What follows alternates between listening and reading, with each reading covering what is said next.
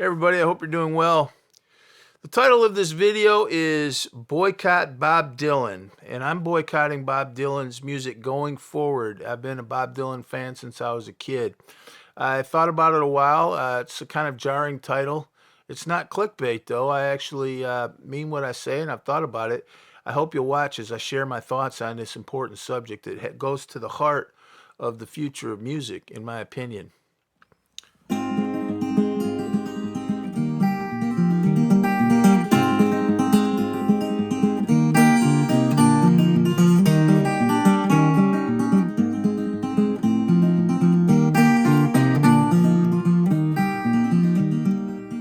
Make me a pallet on your floor.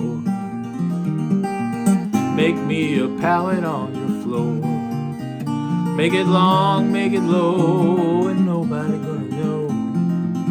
Make me a pallet. Well, Bob Dylan recently sold his music catalog for $400 million to Universal Music Group. Yes, that's $400 million. And just a little disclaimer, I don't wish any ill will towards Bob Dylan, and I'm glad he got that $400 million. I think he deserves it. Um, they're willing to pay it to him. It's kind of like Al Kaline, the old baseball player, once said.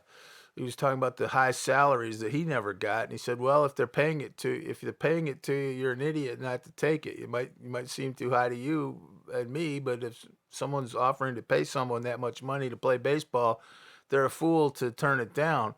And Dylan took the money, and I think that's great. I don't wish any ill will towards Bob Dylan. I have 10% respect for the musical legacy he's leaving us.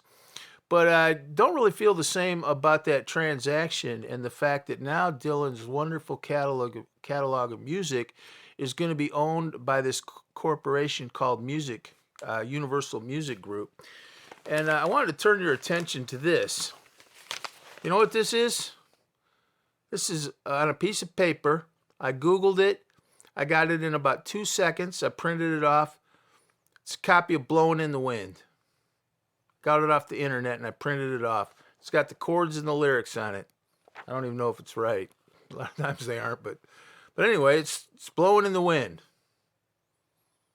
A 60-year-old song, a song that was sung at Martin Luther King's I Have a Dream speech. Part of American history. 60 years old. It's been with us for all these years. I was a baby when this song was first performed. It's one of the greatest songs in American history. One of the most meaningful songs, one of the most significant songs in American history. And Universal Music now owns that song. So it's 60 years old, but ownership of that song is kicking over to a corporation. Who knows how long they'll control it? And the more I thought about it, I thought that really bothers me.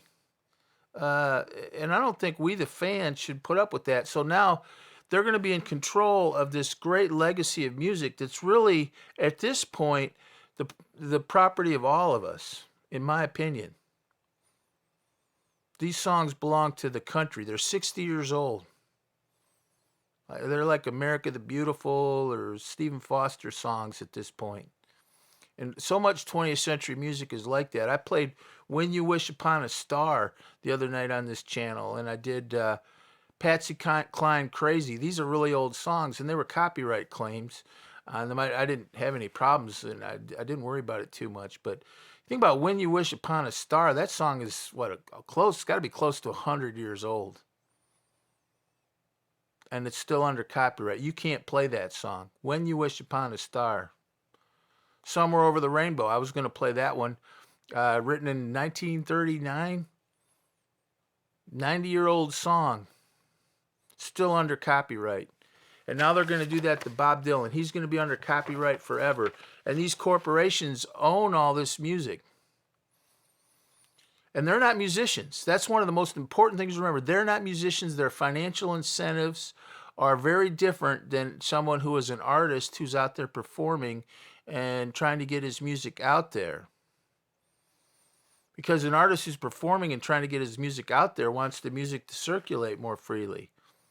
They don't want to get ripped off. They don't want someone to steal their songs and take their name off it and replace it with, just steal the songs and publish them as their own. But they want their music out there because they're performing. They're musicians. They're performing. They're always creating new music. They have an active career. Oh, I would be most satisfied if I could catch that train and ride, ride, ride. And if I reach Atlanta and then got nowhere left to go, won't you make me a pallet on your floor? Make me a pallet on your floor. Make me a pallet on your floor. Make it long, make it low, and nobody gonna know. Make me a pallet on your floor.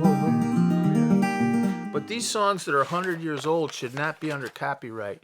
We need to talk more about that. And that's what's going to happen now to Dylan. That's what's going to happen to Dylan.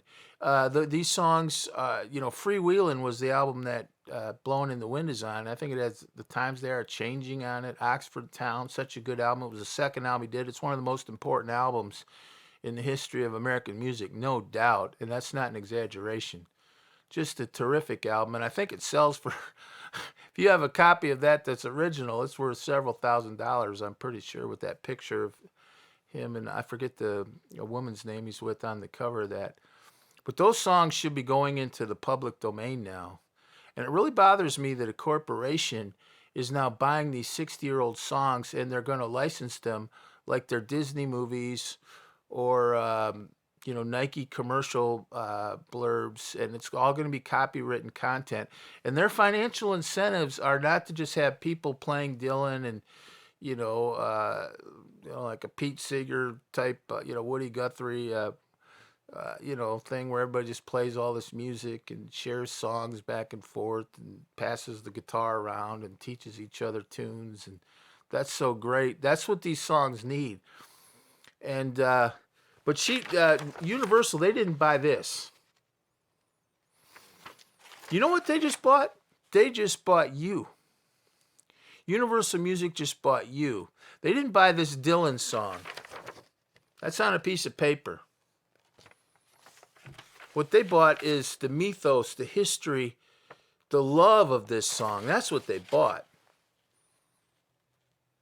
That's what they bought. They bought the history of that song. They bought the myth of that song. They bought the love that so many millions of people have for that song, including me. That's what they bought. They bought you, the Dylan fan. They didn't buy Dylan's music. They bought Dylan's fans. And by the way, they're probably not all that interested in growing the fan base much, because what they're interested in, they've got millions of people that love Bob Dylan. We're all getting older, and they're just going to we're kind of like a dividend stream for a retirement. It's not you're not really trying to be a growth stock anymore. You're just trying to kind of ride out an income stream, and we're going to be the income stream. And every time you hear Dylan from now on, it's going to be Universal Music Group and their financial bean counters that are running all that. Not musicians, not culture, money. And like I said, there's nothing wrong with money. I don't mean to sound like Karl Marx here, because I'm definitely not. But I think at some point music has to go into the public domain, and we just sort of passively accept the fact that these lawyers and politicians, very few of whom can play music at all, let alone well, and they're in charge of all this music, and they don't even understand enough about music to realize the significance of what they have.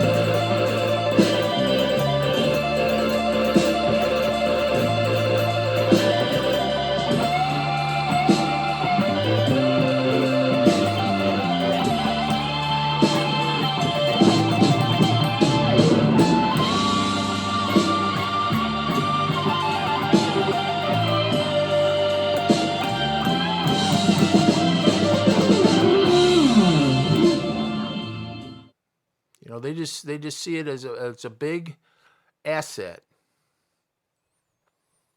And so from now on, when I see, Dylan's music in a movie, I won't see that movie. If they're using Dylan to sell a product, I'll try to find something similar that that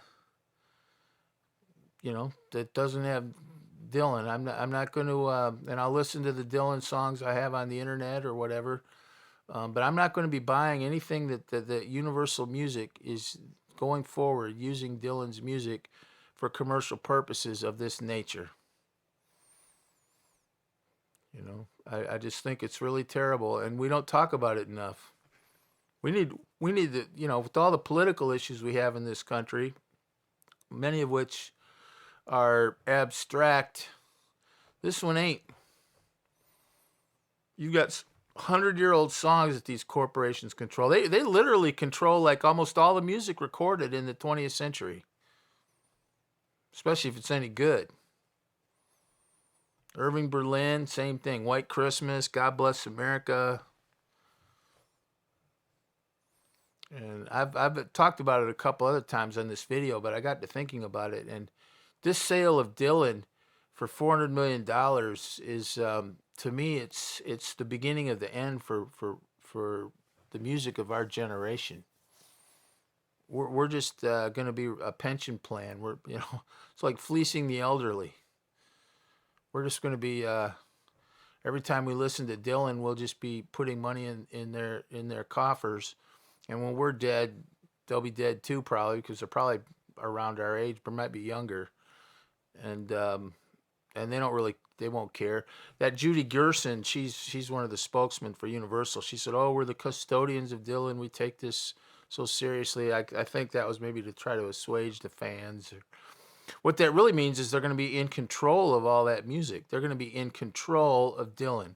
So Dylan's music is now going to be controlled by a corporation, not by Bob Dylan. And so many other artists are falling into this new pattern. And we're just going to keep getting older, and we'll be kind of an asset of diminishing returns for them, but we will be a significant asset nonetheless. Like I said, it kind of reminds me of the kind of dividend stocks they buy for what you buy when you're retired. They don't grow that much, but they do pay an income stream. I think that's really what they're thinking. It's somewhat similar. And music should be a growth stock.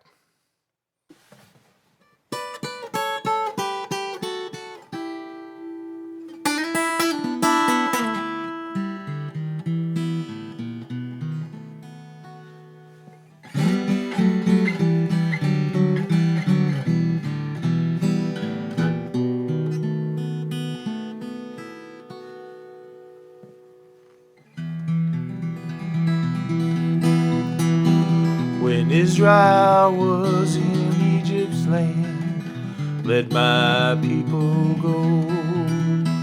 Oppressed so hard they could not stand, let my people go. Go down, Moses, way down in Egypt's land. Tell old Pharaoh to let my people go.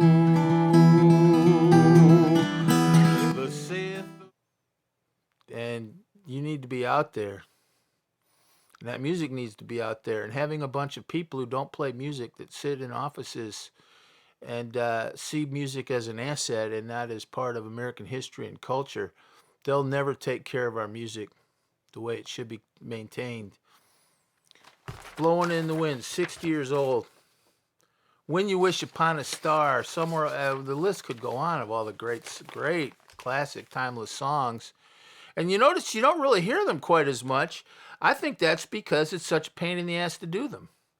You can barely do a few bars of them on YouTube without getting, some kind of threatening. If people can't sing these songs and play these songs, I don't care if they're doing a death rock, punk, metal, atonal version of "Blowing in the Wind." It's all part of culture. That's how music thrives. And the people that are in control of it, that aren't musicians themselves, are just seeing it as an asset, like an income stream for dividend investors. It's not even really a growth stock. It's sort of an income stream. They're gonna ruin it, and I guess I'm just not gonna support it. I don't know. It's kind of sad. I'm just one person, but you think about it, because this is gonna start happening to all kinds of music we grew up with. All kinds of music. I think Stevie Nicks is selling her catalog. David Crosby. Kind of funny to see David Crosby. Like I said, I don't actually blame those artists. I mean, it's kind of like Al Kaline said about rich baseball players when the salaries started to go through the roof. Well, they're paying, if they're paying for it, if they're paying you that much, you're an idiot not to take it. So I don't really blame the artists, and I wish them all well. But I'm not going to support these corporations. I hope they go bankrupt. I hope Dylan, you know, I hope they go bankrupt and Dylan's music goes on, goes back to the people, because that's who it belongs to at this point, especially a lot of those 60-year-old songs. Mr. Tambourine Man, All I Really Want to Do, any of those songs, like a Rolling Stone, those early 60s Dylan songs that are so good. Those are now pushing 60 years old. And no corporation could be controlling that. And if somebody wants to do them, it'll be very tightly controlled, and they'll pay a lot of money, and that's going to limit the people doing those songs a lot. And so they're going to restrict our playing of Dylan, and that's going to hurt Dylan. Obviously, I mean, nobody could deny that that's going to hurt the music. Won't hurt their finances, but it's definitely going to hurt the music. So God bless Bob Dylan. He deserves every penny of that $400 million, and I'm glad he got it. But I'm not going to support the corporation that bought this music going forward. Thought about it. I feel kind of funny saying it, but that's what I think. Well, God bless you. And think about what I said. I don't think we talk about that issue enough. All these old songs, I think that's a really big issue. It's a freedom issue. It's a culture issue. You talk about we have the culture wars, and I'll tell you, let a thousand flowers bloom. We wouldn't have some of these culture wars maybe if people just got out there and said what they wanted, sang what they wanted, did what they wanted. There's so much control in everything now, and then, let people play. And these corporations controlling old music like that, the 60-year-old music or 100-year-old music, that's just scary. It's not all they're going to control either, trust me. Thank you. God bless you.